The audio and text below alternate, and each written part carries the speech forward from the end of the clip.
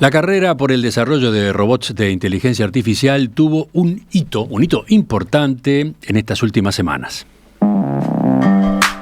La empresa china DeepSeek lanzó el 10 de este mes un nuevo chatbot de inteligencia artificial generativa. Y el rendimiento de esta aplicación está a la par de otras muy conocidas como ChatGPT, pero con algún detalle. DeepSeek tuvo un costo de desarrollo muchísimo menor que la inversión que necesitaron grandes compañías estadounidenses como Microsoft o Google. Además, DeepSeek es enteramente gratuita, a diferencia de otros robots cuyas versiones más potentes son pagas. Este lunes, DeepSeek subió al primer puesto de las aplicaciones más descargadas para teléfonos móviles. Y el éxito que se estaba dando hizo temblar a las compañías tecnológicas estadounidenses en Wall Street. Ustedes habrán escuchado ese dato muy fuerte. La compañía Nvidia, que fabrica chips ultrapotentes y de alto costo para la industria de la inteligencia artificial, justamente perdió en un solo día $600 mil millones de capitalización bursátil. En medio del desplome, el presidente de Estados Unidos, Donald Trump, dijo que DeepSeek era un llamado de atención para las compañías de su país. Y unas horas después, la firma china denunció que había sufrido incluso un ciberataque global contra su robot. En los próximos minutos les propongo que analicemos el impacto de la aparición de DeepSeek, pero además otras novedades, unas cuantas novedades más que ha habido recientemente en la industria de la inteligencia artificial. Para eso estamos de nuevo con el ingeniero Eduardo Mangarelli, con quien ya hemos analizado este tema en otras ocasiones. Eduardo, bienvenido. Muchas gracias, encantado de estar aquí. ¿Se esperaba este impacto de DeepSeek? Porque no apareció el lunes, ¿no? Lleva ya varios días. ¿Se esperaba que pegara de esta manera? Bueno, no se esperaba el impacto que tuvo, como bien dices tú. Efectivamente, esto se hizo público la semana pasada, llevó un tiempo digerirlo y esto es una consecuencia también de un anuncio que había hecho la empresa DeepSeek el 26 de diciembre, cuando habían lanzado su modelo que se llama V3, que era el que, digamos, era comparable con GPT-4. Hoy se considera que en esto de los modelos de lenguaje, para recordarnos a todos, los modelos de lenguaje podemos llamarnos que es el motor inteligente que está detrás de estos chats. Uh-huh. ¿Sí? Existe algo que lo podemos llamar hoy la clase de GPT-4, donde está GPT-4 de OpenAI, Gemini de Google, Claude de Anthropic AI y algunas otras empresas, que hasta ahora podíamos decir eran el estado del arte en esto de los grandes modelos de lenguaje, estos motores de inteligencia artificial. Lo máximo, digamos. Exacto. Ahora en unos minutos hacemos una aclaración de una nueva generación que se inició en octubre, noviembre con los modelos de razonamiento. Pero decíamos, razonablemente, para el común de la gente, ese era el estado del arte. Ahora, DeepSeek anuncia la semana pasada y publica, aquí hay un dato interesante que es, publican toda la documentación de cómo está hecho. Si nos ponemos un poquito más técnicos, esto es de código abierto, es decir, el código está disponible para que alguien más independiente de DeepSeek lo ponga a funcionar.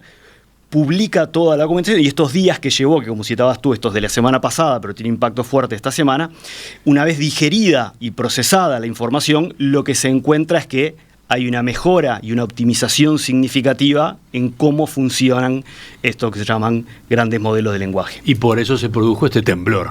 Por eso se produce ese temblor que, como comentaba de hecho previamente, fue desde el impacto en las empresas tecnológicas, impacto en las empresas productoras de chips específicamente dedicados a la inteligencia artificial, particularmente Nvidia, y también repercusiones e impactos, por ejemplo, en las empresas generadoras de energía.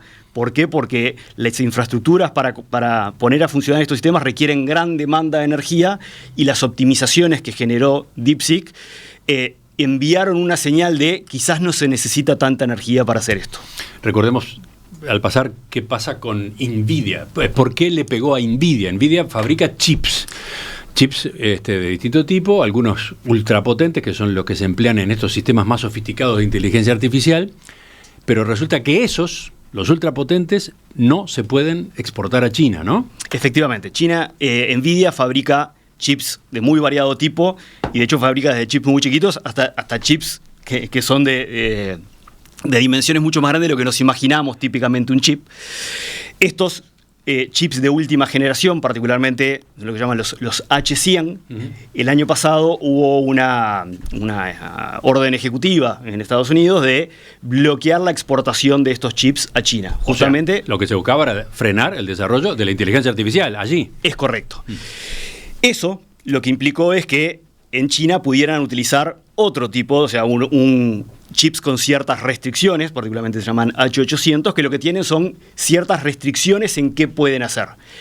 Eso de alguna forma lo que disparó, fue la innovación en este equipo de investigación de China y de otros también, de cómo poder lograr ciertos objetivos con muchos menores recursos o con ciertas restricciones. Con lo cual podemos decir de alguna forma, esa restricción lo que disparó fue una necesidad de innovar.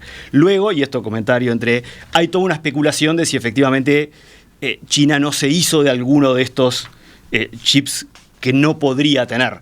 Pero eso tiene que ver con la especulación. La realidad, y en base a la información que publicaron y que compartieron la semana pasada, las optimizaciones son genuinas, más allá de que tuvieran o no esos chips. Paradoja, ¿no? Paradoja. Una medida restrictiva del comercio termina desatando del otro lado la innovación, el ímpetu innovador, y termina conduciendo a soluciones mejores que las que se producen en el país que impuso esas restricciones comerciales, ¿no?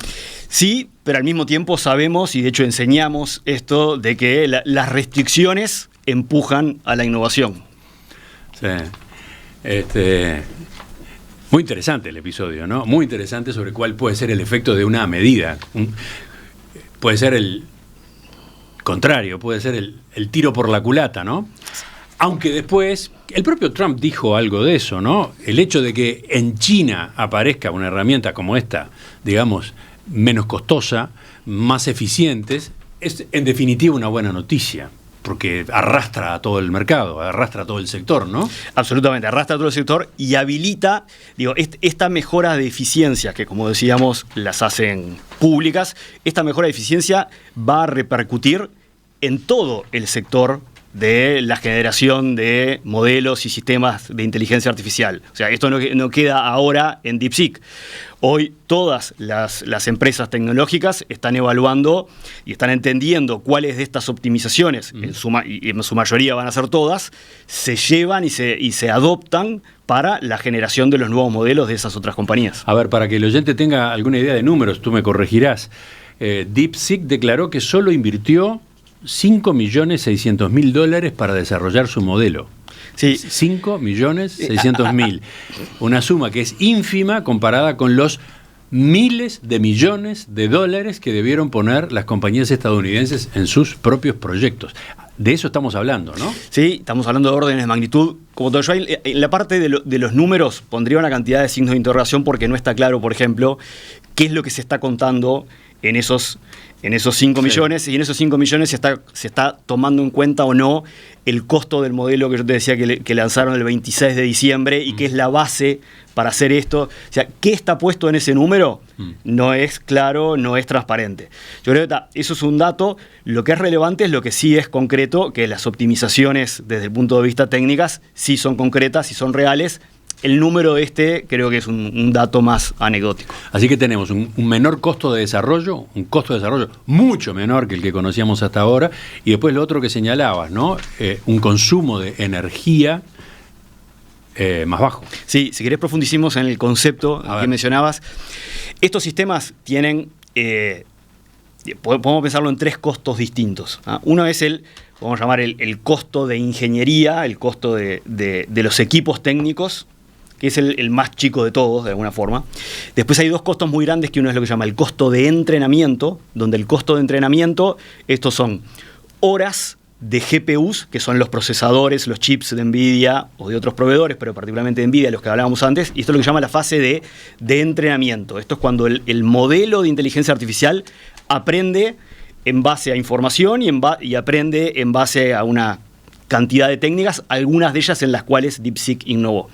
Y después hay una tercera fase de costo muy importante, que es lo que se llama el proceso de inferencia, que es, llamémosle dicho en términos sencillos, es cuando funciona y nos responde. Es el momento en que uno hace una pregunta y el chat contesta, ¿no? Cada vez que nosotros hacemos una pregunta y elabora y nos responde, y ahora podemos hablar de dónde estuvo la innovación de DeepSeek en esta parte, pero eso es lo que se llama el proceso de inferencia. Ahí es donde está el costo más importante, porque ahí es donde podemos decir que, de repente, en el caso de OpenAI, cientos de millones de usuarios activos diarios haciendo preguntas, lo que hay por detrás son estos mismos chips procesando para poder dar una respuesta. Eso implica, principalmente en el proceso de inferencia, el costo más importante es de energía eléctrica. Uh-huh.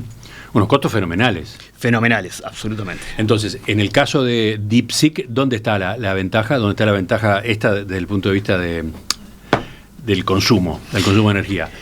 Bien, desde el punto de vista técnico, buena parte de las optimizaciones que hicieron y que les permiten trabajar con chips de menor capacidad, eso hace que, desde el punto de vista energético, sean más eficientes.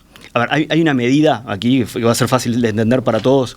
Estos modelos, muchas veces nosotros lo vemos cuando le preguntamos algo al chat y vemos que va respondiendo palabra a palabra, ¿no? Internamente no generan palabra por palabra, generan algo que se llama token por token, pero podemos hacer la simplificación de decir va generando palabra a palabra. Una forma de medir la eficiencia es la generación de tokens por unidad de energía. Entonces, estos modelos son muchísimo más eficientes en la generación de tokens por unidad de energía. O sea que la diferencia en el consumo está allí, en el uso, en el momento del uso. Sí, también lo hay en el entrenamiento, pero la diferencia más grande se termina viendo en el momento del uso. Bueno, aterricemos ahora en lo que implica para el usuario. ¿Cómo es la experiencia para el usuario con esta herramienta de inteligencia artificial? Bien, si te parece, aquí separemos dos cosas. También un aspecto para clarificar, que es el siguiente. Nosotros venimos hablando de esto de, si lo ponemos un poquito más técnico, son lo que llaman los grandes modelos de lenguaje. Recién lo simplificamos en estos modelos de inteligencia artificial. Cuando uno utiliza una herramienta como ChatGPT, que probablemente sea la más popular y conocida, uno ahí lo que está usando, el concepto de chat, ya sea la aplicación en el celular o web, es la aplicación que es lo que usa el usuario. Detrás de eso puede haber, en el mismo ChatGPT, puede haber varios modelos distintos. De hecho, un usuario, ya sea un usuario pago o un usuario gratuito, todos los usuarios se encuentran con que arriba a la izquierda tiene un lugar donde elige qué tipo de modelo. Y eso depende de qué tipo de tarea, cuál es el modelo más eficiente. Entonces, hago esta aclaración para separar la aplicación o la página web del modelo que está por detrás. Uh-huh. Bien. DeepSeek. Yo tengo acá la aplicación, bajé la aplicación al teléfono. Perfecto. Ahí, en la aplicación del teléfono, arriba de todo, tenés una opción en la cual podés elegir con qué modelo es que vas a utilizar. Que ahora en un minuto, si querés, profundizamos en eso y por qué lo de las diferencias. Ahora, el anuncio de la semana pasada, que es el que efectivamente genera, digamos, esta movida de discusión, es DeepSeek anuncia lo que se llama su modelo de razonamiento. Y aquí sí, vayamos un minuto a la historia a octubre, noviembre del año pasado. OpenAI es el primero en lanzar en octubre, noviembre del año pasado el primer, que se llama modelo de razonamiento, Reasoning Model. Su nombre es O1 y O1 Mini, pero expliquemos qué son estos modelos de razonamiento. Estos modelos de razonamiento son modelos que están diseñados y optimizados para resolver problemas complejos. Uh-huh. Problemas complejos. ¿Qué son problemas complejos? Eso. Problemas complejos pueden ser desde problemas de matemática, de lógica, de razonamiento, pero cuando uno dice problema de matemática, dice, bueno, si imagina, esto me sirve desde el punto de vista académico, resolver problemas de matemática puede tener que ver con el diseño de la estructura de un edificio, puede tener con el diseño de un material determinado, es decir, los problemas de matemáticas se extrapolan a múltiples disciplinas. Estos sistemas, y ahora, si vamos a un ejemplo de razonamiento, esto que yo decía, razonamiento, matemática y programación, desde el punto de vista de razonamiento, alguien puede decirle, estoy en tal momento de mi carrera, estudié esto y esto, trabajo en un lugar de tal lado, dame ideas de estrategias de cómo podría evolucionar mi carrera dado que me interesa esto y esto. Eso sí. Fíjate, yo acabo de hacer una Semejante pregunta, ¿no? Semejante pregunta, y acabo de hacer una explicación larga. Esto no es menor. ¿Por qué? Estos modelos, ¿qué es lo que hacen? Cuando nosotros le damos un enunciado de la definición de nuestro problema, lo que hacen es analizan el problema, lo parten en distintos subproblemas, los analizan, definen una estrategia de cómo solucionar, prueban distintas soluciones y nos terminan dando una respuesta. Esto que acabo de decir, a diferencia del chat en el que estamos acostumbrados, que nos responde en 2, 3 segundos, vemos cómo nos va escribiendo, esto se puede tomar minutos para pensar, juguemos un minuto con las palabras. Esos minutos para pensar es porque estos sistemas están diseñados en este proceso de inferencia, que era el tercer bloque de costos que hablábamos un ratito, están diseñados para enfocarse en encontrar la mejor solución independientemente del costo y el tiempo que le lleve y de identificarla y representarla. OpenAI, como decía, en octubre, noviembre, y es quien abre el juego en la creación y en la puesta a disposición de estos primeros modelos de razonamiento, que, como digo, tienen un impacto significativo en múltiples disciplinas. Esto hasta ahora, OpenAI era casi que el único, y Google con algún anuncio reciente. Bueno, DeepSeek con el anuncio de R1. R1 es el modelo de razonamiento de DeepSeek. Entonces, aquello que era el modelo, podemos decir, más innovador y más potente hasta ahora, y que era propio de OpenAI, se hace público, gratuito, disponible para todos, a partir de DeepSeek R1. Escucharon, ¿no? Escucharon todos los matices que están de por medio, todas las prestaciones que están de por medio. Creo que es muy interesante esta explicación que está haciendo Eduardo, porque nos permite observar la riqueza de lo que hay detrás de, no sé, el titulito de inteligencia artificial o robot de intercambio con la persona, ¿no? Y te agrego algo ahí si querés curioso, sí. y para disparar la curiosidad en quien nos escucha.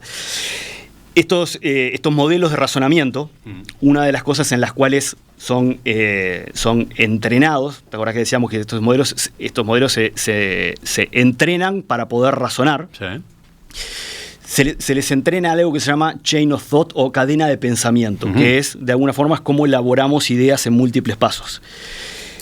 Algo interesante que hizo DeepSeek es que cuando uno utiliza DeepSeek R1, que esto lo vas entrando al sitio de DeepSeek, después podemos decir cómo se puede usar, y hablábamos de esto antes, y tiene una opción que se llama Deep Thinking, ahí es cuando utiliza el modelo de razonamiento, pero lo que hace es, nos muestra este chain of thought, es como que nos abre y nos muestra qué es lo que está pensando para buscar la solución a lo que nosotros le dijimos. ¿Transparenta todo? Lo transparenta. OpenAI lo hace parcialmente, no nos muestra entera esta cadena de razonamiento.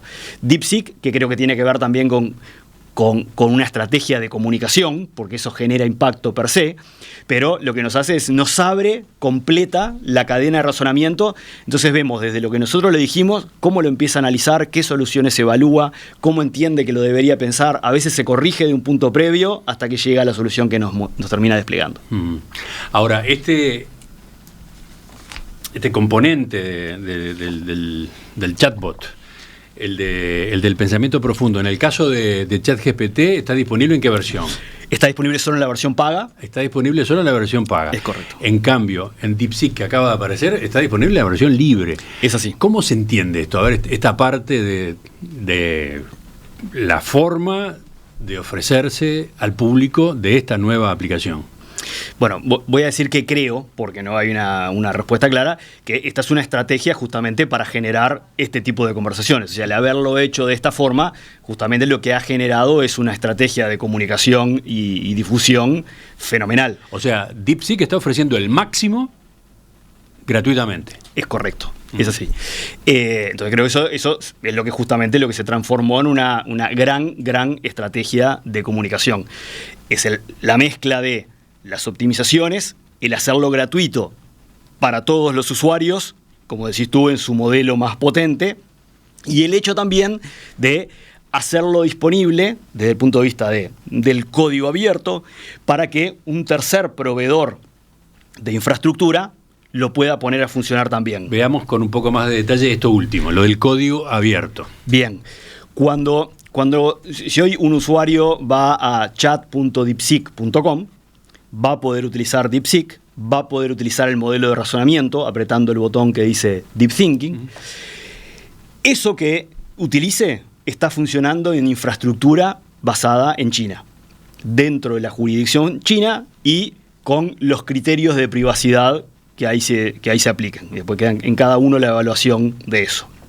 Ahora, cuando DeepSeek hace este modelo de código abierto, lo que permite es que proveedores de otras partes del mundo, por ejemplo de Estados Unidos, pongan a funcionar el mismo modelo, pero dentro de otra jurisdicción. En particular está permitido que eso se haga en Estados Unidos. Es correcto. No hay una restricción. No hay una restricción, esto es de código libre. De hecho, hoy ya hay proveedores como son Grok, Poe, Together AI, que tienen funcionando el mismo DeepSeek, pero dentro de data centers, dentro de servidores, dentro de infraestructura que está en jurisdicción norteamericana. ¿Y entonces la diferencia cuál es?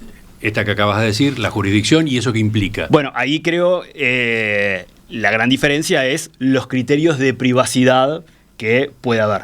Es de esperarse, y eso no es un juicio de valor ni bien ni mal, pero es de esperarse que DeepSeek en su modelo de uso gratuito esté tomando nuestros datos para reentrenarse. Y esto es lo que hacen prácticamente todos los modelos de uso gratuito. Entonces, esto lo que quiere decir es, uno toma una decisión al utilizarlo, lo que importante es que sea una decisión consciente, toma una decisión al utilizarlo de que todo lo que ahí ingrese van a ser datos con los cuales ese modelo luego va a aprender a partir de esos datos. Y entonces, bueno, está la duda de a quién le doy esos datos.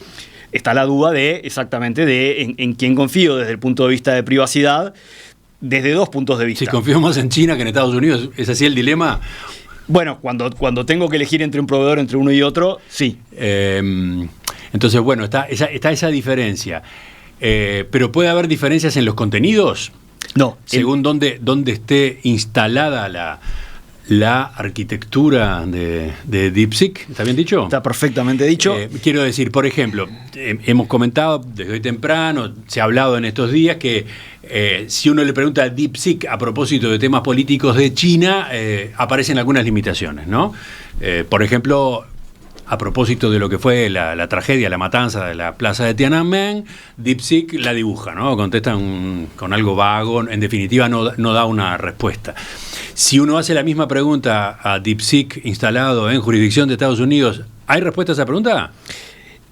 Inicialmente el modelo va a responder de la misma forma. Ajá. ¿Por qué digo inicialmente? Porque estos proveedores de tecnología que yo te citaba recién, que de hecho ayer se sumó Microsoft también, estos proveedores de tecnología que tomaron lo que publicó DeepSeek y lo pusieron a funcionar en su infraestructura, llamémosle el motor de inteligencia es exactamente el mismo, con lo cual va a responder de la misma forma, va a evitar responder las mismas preguntas y le va a poner la misma ambigüedad a las mismas preguntas. Entonces va a responder de la misma forma. ¿Por qué digo inicialmente? Porque bueno, una vez que uno tiene estos modelos, se le pueden hacer cambios.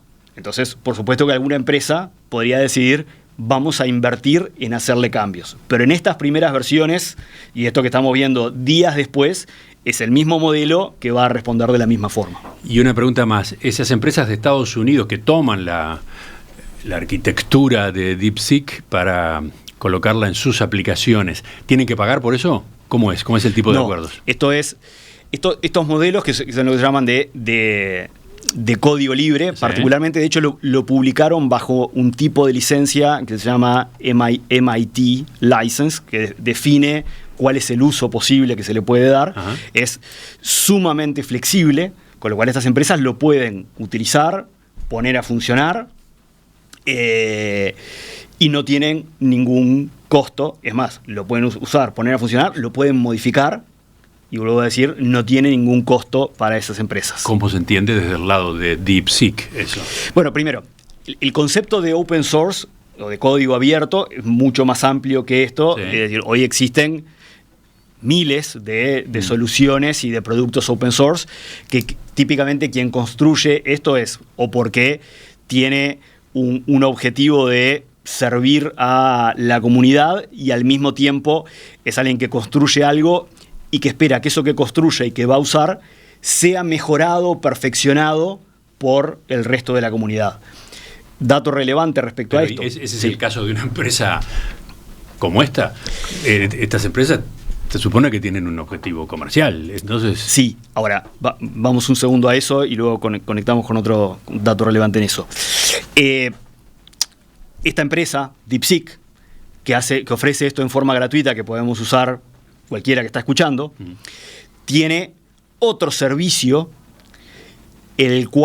por el cual sí cobra, que es el que le permite a una empresa que desarrolla aplicaciones integrar el servicio de DeepSeek a la aplicación en cuestión. Ajá. Imagínate nosotros que desarrollamos un sistema de gestión de clientes y que queremos agregarle inteligencia de DeepSeek. Para eso nos vamos a conectar con el sistema de DeepSeek y vamos a pagar por el uso. O sea, ahí hay un negocio. Entonces, no es raro pensar que esta es una enorme estrategia de comunicación que tiene como una de las componentes el objetivo de llevar o motivar empresas tecnológicas para que utilicen la infraestructura de DeepSeek. Este es el modelo, esto que acabo de describir es el modelo más tradicional, diría, particularmente de las empresas tecnológicas de Estados Unidos, es decir, llamémosle Occidente. ¿Por qué digo esto? Porque la realidad es más difícil que una empresa norteamericana use este servicio de DeepSeek directamente de China. Es más esperable que lo vaya a usar desde Estados Unidos. Pero si lo entendemos desde el punto de vista de cuál puede ser la estrategia, bueno, esta es una opción. Eduardo, para terminar de hacer esta descripción, este retrato de DeepSeek en comparación con las otras herramientas de inteligencia artificial disponibles, un detalle que me llamó la atención es que cuando le pregunto a DeepSeek por cuestiones actuales, me responde que sus archivos llegan hasta julio de 2024. No me puede responder sobre noticias de hoy, de ayer, de los últimos días. ¿Cómo es esto? Bien. O sea, está el máximo de sus prestaciones disponible gratis, pero hay una limitación temporal importante. En 2 minutos te digo cómo resolverlo. Pero primero expliquémoslo cuál es el contexto de eso. ¿Te acordás que hace 2 minutos nosotros decíamos, hace unos varios minutos decíamos que la segunda parte grande de los costos es el proceso de entrenamiento. El proceso de entrenamiento se hace con un conjunto de datos, llamémosle fijo. Es como si dijésemos, sacamos una foto de toda la información disponible ahora y el modelo se entrena. Con lo cual queda entrenado con la foto de ese momento en particular.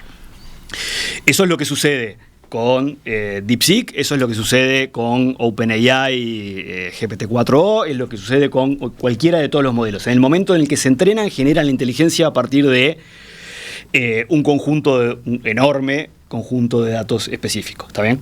Ahora, estos modelos, particularmente los más modernos, todos tienen una opción de decirle busca en Internet. Sí.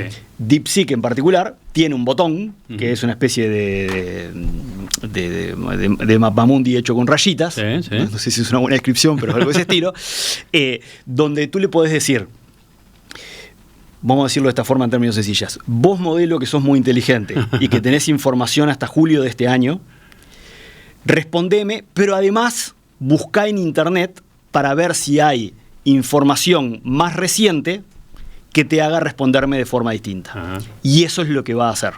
Entonces va a combinar, no es que la información más reciente sea parte de su conocimiento, sino que es que su conocimiento llega hasta julio del año pasado. Julio del 2024, pero además tiene la capacidad de salir a buscar información más reciente.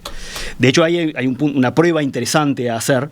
Si uno va a utilizar DeepSeek y elige la opción de Deep Thinking, es decir, de pensamiento, de razonamiento, y la opción web, y uno le pone una tarea de hacer una investigación de mercado de un tema determinado, es bien interesante porque lo que va a hacer va a hacer una búsqueda en Internet, se va a leer 30, 40 sitios web, y lo que nos va a traer es un análisis en base a la información que se encontró de esos O sea, búsquedas que típicamente podríamos hacer nosotros para averiguar de un tema determinado. Es decir, va a hacer esa búsqueda por nosotros, de buscar en esas múltiples fuentes, combinar la información y darnos una respuesta elaborada. ¿Cómo se escribe DeepSeek? Preguntan algunos oyentes. Estamos hablando de un término en inglés, ¿no? Y por lo tanto es DEESEEK, ¿no? Correcto. Por las dudas, ¿no? Para que vayan fácilmente a buscarlo. DeepSeek. Búsqueda profunda, ¿cómo es? A ver, ¿cuál sería la...? Sí, exacto, sería búsqueda profunda. Búsqueda profunda. Pese a que aparte tiene la otra prestación, la de pensamiento profundo, que es otra historia. Exacto.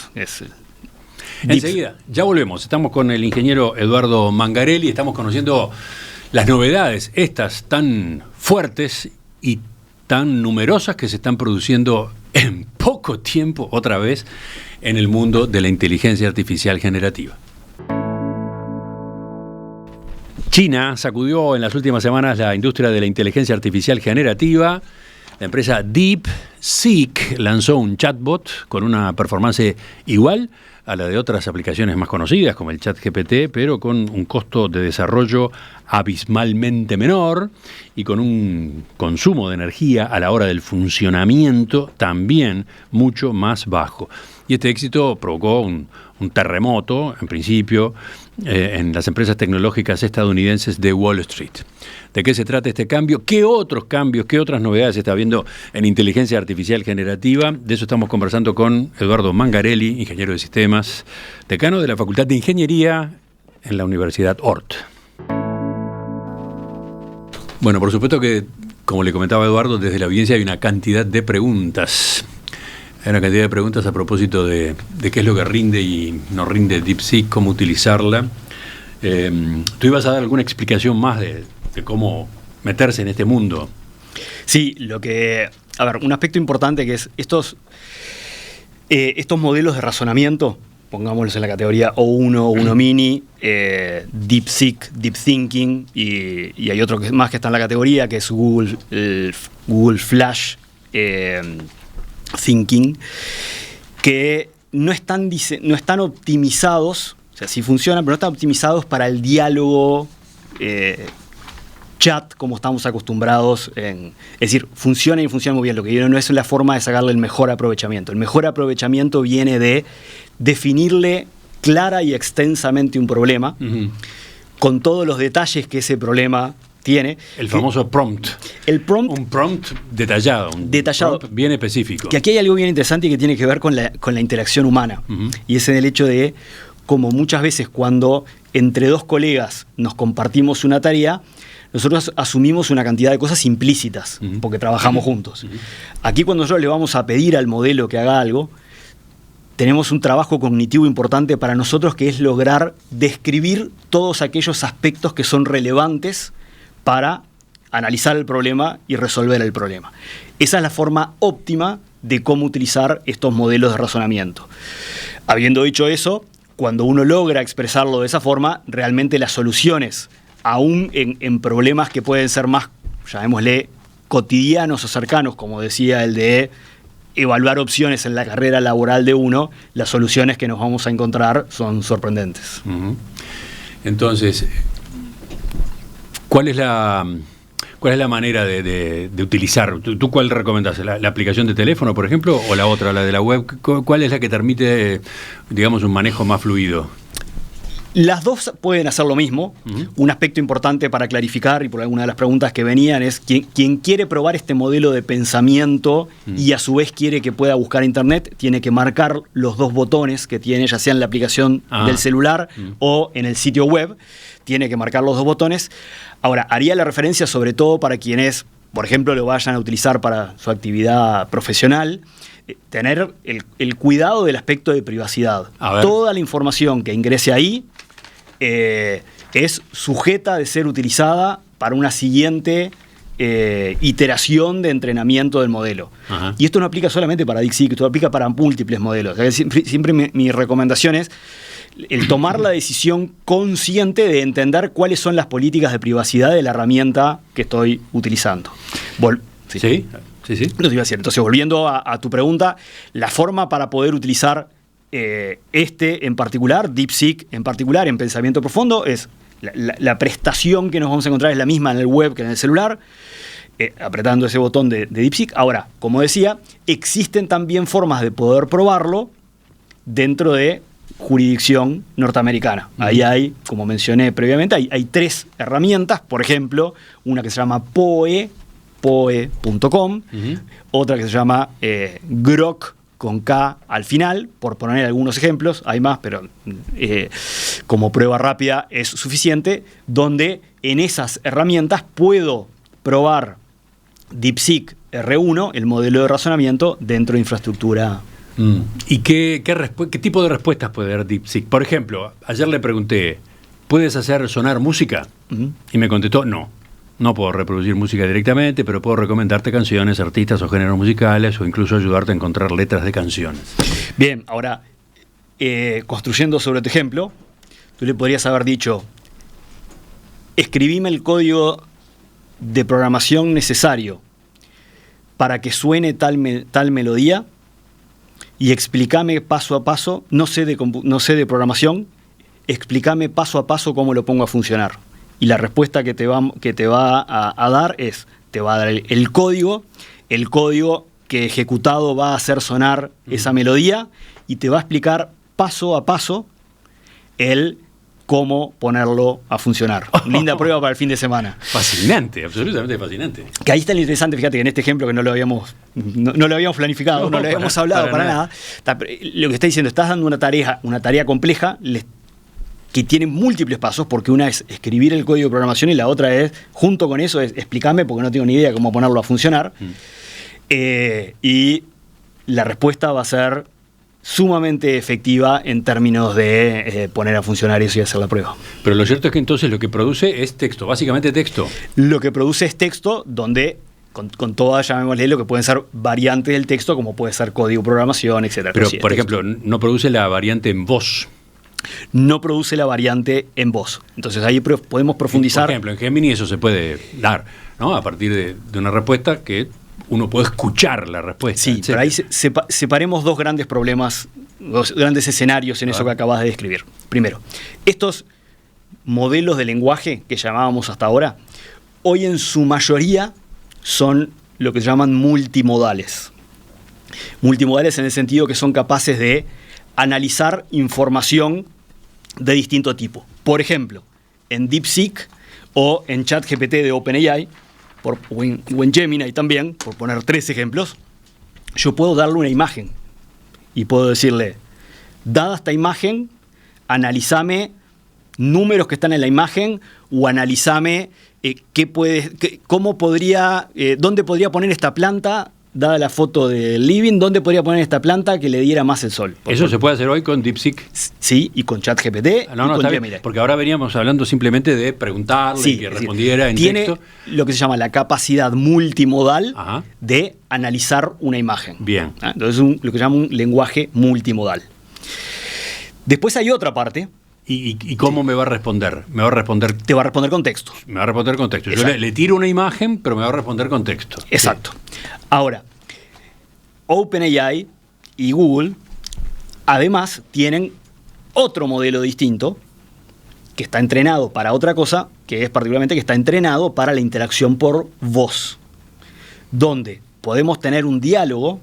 Y para todo aquel que lo haya probado y el que no lo haya probado, lo invitamos a probarlo en forma, de hecho, gratuita, donde la interacción, la velocidad de la interacción y la naturalidad de la interacción hace difícil distinguir si estamos hablando con una persona. Sí, es una cosa absolutamente tremenda. Con, de hecho, la capacidad de que en el momento que nos está hablando le decimos, no, pero para un poquito, profundizar en este punto, entiende la interrupción, entiende.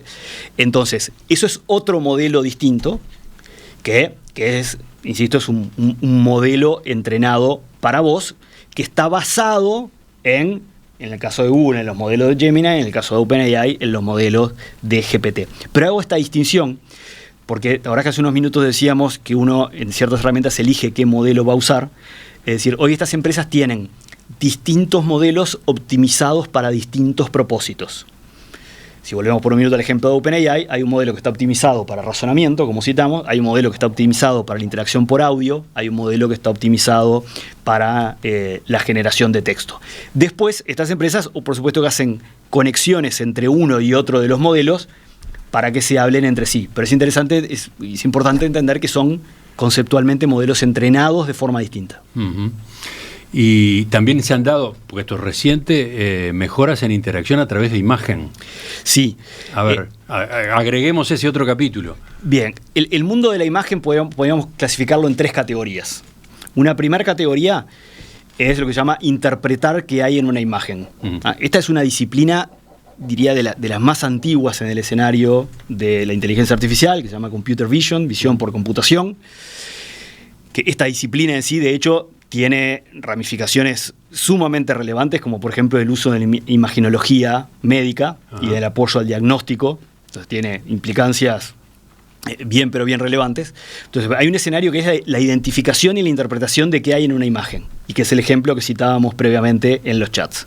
Después hay otro mundo, que es el mundo de la generación de imágenes, donde hay múltiples herramientas como Midjourney, DALL-E de OpenAI, Gemini genera imágenes, y de hecho DeepSeek, la misma empresa, lanzó esta semana una herramienta para generar imágenes. Sí, anoten, DeepSeek acaba de lanzar esta semana, dio un paso más, lanzó Janus, digámosla así, Janus Pro AI, ¿no? Janus Pro AI es otra aplicación. Exacto, que estas son, digamos, este conjunto de tecnologías lo que tiene la capacidad es, dada la descripción de una imagen, generar una imagen. Y de hecho con algunas variantes, como yo puedo decirle, toma esta imagen y hacele estas y estas modificaciones, y va a tomar como punto de partida esa imagen y le va a hacer modificaciones. Entonces es lo que se llama la generación de imágenes. Ahora podemos incorporar una tercera categoría, que es la de, al sistema que estamos utilizando, compartirle en tiempo real la imagen de lo que está viendo, por ejemplo, la cámara de mi teléfono, y que me describa qué es lo que está pasando. Pasarle una imagen en vivo, pasarle un suceso de lo que está ocurriendo en un determinado lugar, tal cual lo registra el teléfono en ese momento. Mostrarle lo que estamos viendo. Ajá. Entonces, en el mundo OpenAI, si volvemos a la aplicación de ChatGPT, cuando se utiliza cuando uno activa el modo de audio avanzado, tiene un botón que es la cámara, y uno le habilita la cámara. Y en ese momento uno puede empezar a hablarle haciendo referencia a lo que está viendo. Ajá. Entonces le mostraba, ¿qué es lo que estamos viendo? Bueno, estamos viendo una mesa, me parece que es un estudio de audio, tiene 5 micrófonos. Pensemos esto en escenarios, imaginemos escenarios de uso, ni que hablar que en escenarios de problemas de visión, donde pasar a tener un asistente que es capaz de describir qué es lo que está pasando adelante. Qué interesante eso, sí, un asistente para una persona que tiene problemas con su vista. Sí, de hecho, con la cámara del teléfono activada en el intercambio con una herramienta como OpenAI, la aplicación le cuenta lo que él no está pudiendo ver bien. Y esta misma tecnología se está llevando a dispositivos como lentes, donde la cámara está en el lente y que le pueda describir a la persona qué es lo que está viendo, insisto, por ejemplo, en un escenario de visión limitada. Ahora, desde ese escenario hasta el escenario de, lo llevamos por un minuto a algo cotidiano. Imagínate que alguien tiene que cambiar un enchufe en la casa y no tiene el conocimiento exactamente de cómo se hace eso, abre la cámara y le dice, necesito que me ayudes a cómo cambiar este enchufe. Y lo que nos va a decir, lo primero es decir, bueno, asegúrate de bajar la llave general. O de, es una primera medida elemental. Pero después... Y después lo que nos va a decir es, bueno, ahora el cable azul, conseguí un destornillador de tal tipo, sacá el cable azul, sacalo de esta forma, y nos va a describir paso a paso. El concepto que está detrás de esto es... Así que mucho mejor que un tutorial de YouTube. Es como un tutorial en vivo. Personalizado. Un tutorial personalizado y sobre la marcha, una cosa así. Es así. Y de hecho está entendiendo lo que estamos haciendo, y eventualmente si vamos a tocar algo que no es lo que deberíamos tocar, nos va a decir, para, cuidado. Eso no es lo que deberías estar tocando en ese momento. Es muy impactante. Eso lo que es muy impactante. Es el análisis de video, se llama el análisis de video en tiempo real, y combinar el análisis de video en tiempo real con la inteligencia que está por detrás y con el que es capaz de hacer. ¿En qué herramientas está disponible este tipo de interacción del que estamos hablando? Esto está disponible en Gemini Pro, en la versión paga de Gemini. ¿Esa es la aplicación de Google? De Google, y esto está disponible en GPT, modo avanzado de voz, que tiene una determinada cantidad de uso en forma gratuita, y si uno le da más uso que eso, tiene que pasarse a la versión paga. Están tan impresionados como yo, se les ha abierto la cabeza tanto como a mí en esta charla, a propósito de los avances que está habiendo, muy recientes, algunos de ellos en el campo de la inteligencia artificial generativa. Ojalá que sí, porque eso es lo que buscábamos, ¿no? Ponernos al día, entre comillas. Entre comillas. En todo caso, llamar la atención. Miren que está pasando esto. Vayan y bueno, sumérjanse y profundicen, ¿no? Por ahí venía el objetivo de esta entrevista. Eduardo, hacemos una mínima pausa y después cerramos con 2 o 3 preguntas más. La inteligencia artificial generativa, sus saltos, su vértigo de estos últimos meses. ¿En dónde está? ¿A dónde ha llegado? ¿Qué perspectivas hay en lo inmediato? De eso estamos conversando con el ingeniero Eduardo Mangarelli. Estaba mirando los mensajes de los oyentes, por supuesto, impactados, agradecidos, sorprendidos. Y uno de ellos dice, claro, es evidente que estaba usando el 1% de las posibilidades de la inteligencia artificial. Y capaz que menos todavía, ¿no? Capaz que estamos en todo caso en el 0,5%, ¿no? Depende de cada uno, pero... Esto ha evolucionado tan rápido en los últimos 18, 24 meses, que parte de lo que sucede es que la generación de cualquier nueva herramienta o cualquier nueva tecnología, el máximo aprovechamiento se lo damos cuando lo logramos incorporar en nuestra intuición. Es decir, cuando intuitivamente, dado algo que necesitamos hacer, nos viene la idea de esto lo puedo hacer con esta herramienta. Hoy estamos en una fase muy temprana del aprendizaje, y eso es lo que hace de que muchas veces cuando alguien se escucha esta posibilidad de cómo usarlo así, dice, no, yo entendía que podía hacer eso, pero nunca se me había ocurrido usarlo de esa forma. Eso es el hecho de que todavía masivamente no lo hemos incorporado como parte de nuestra intuición. Sí, sí, y tenemos que animarnos y quizás tenemos que asesorarnos, porque capaz que al enfrentarnos a la herramienta solos, por nosotros mismos, no nos damos cuenta de todas las prestaciones posibles, ¿no? Hay otro factor que me imagino que pesa también, y es el hecho de que casi todas ellas tienen variante gratuita y variante paga, ¿no?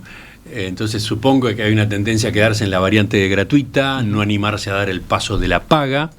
Tampoco las pagas son tan caras, ¿no? Depende, si uno empieza a sumar aplicaciones, termina con una cuenta alta por mes. Pero no es que tampoco los costos sean disparatados. A ver, ¿cómo es esto? Si uno elige hoy, digamos, el precio estándar para el uso de una de estas herramientas es $20 por mes. O sea, ahí si uno va a Gemini de Google, Gemini Pro, es $20 por mes. Claude de Anthropic AI, $20 por mes. O ChatGPT, $20 por mes. Eso es el estándar del precio.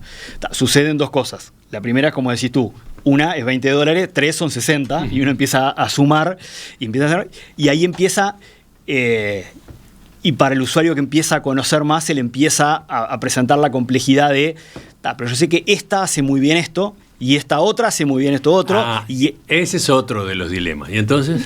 Bueno, entonces ahí hay un tema de priorizar. Es decir, o elijo esta porque hace bien esto, o elijo estas dos porque estas dos terminan ayudándome en el 80% de los escenarios que necesito resolver.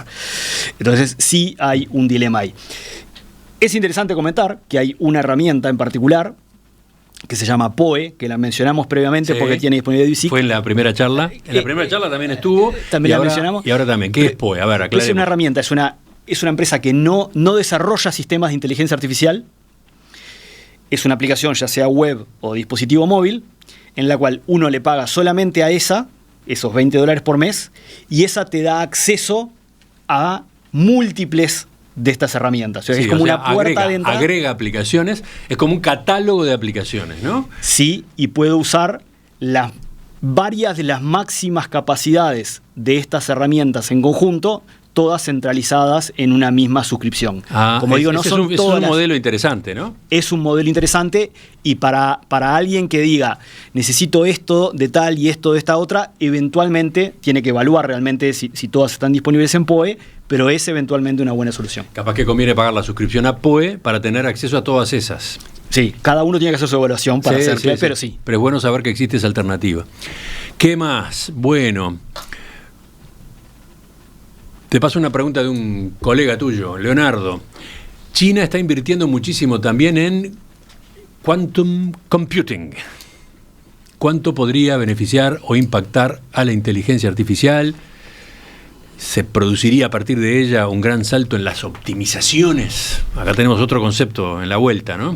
Tanto China como múltiples empresas también en Estados Unidos. De hecho, Google hizo un anuncio muy relevante en el tema Quantum Computing hace unas pocas semanas atrás. En español eso sería computación cuántica. Computación cuántica, y lo que implica es técnicamente una nueva arquitectura de infraestructura, nueva arquitectura de servidores. La realidad es estamos todavía a varios años de distancia de poder utilizarlo en la práctica, llamémosle. Uh-huh. Hoy es aplicable, pero en escenarios muy controlados, muy específicos, de que se transformen en algo masivo, digamos, todavía estamos a varios años de distancia. Y la última, justamente nos lleva al principio de esta conversación. ¿Cómo queda el mundo después de estas novedades que vinieron de China este mes en cuanto a la inteligencia artificial? ¿China estaba tan bien parada como ahora quedó o como ahora apareció? ¿Cómo es, no sé, la correlación de fuerzas, por llamarlo de alguna manera? China estaba mejor parada quizás de lo que se podía visualizar en la superficie, porque así como ahora dedicamos un buen rato a hablar de DeepSeek, existen otros modelos chinos como Qwen o como Kimi que tienen un muy pero muy buen rendimiento. Todos esos modelos, en todos los casos y en el uso particularmente desde fuera, ponen el signo de interrogación del riesgo asociado, como decíamos antes, a la privacidad. Entonces yo creo que acá y lo otro que es importante es, dicho también desde la mirada académica, China y los investigadores chinos, digamos, están insertados en el mundo de la investigación global y en el mundo de la generación de papers y de la revisión por pares de papers, ya está completamente insertado. Más allá de que hay parte de la información que a veces se publica y que no necesariamente es comprobable, que deja cierto margen de duda. Ahora, la realidad es que hay toda una parte que es dónde se desarrolla la tecnología y la capacidad para desarrollar la tecnología. Después hay otra parte muy importante que es sobre qué jurisdicción funciona esa tecnología o corre esa tecnología y cuál es el respeto por la privacidad.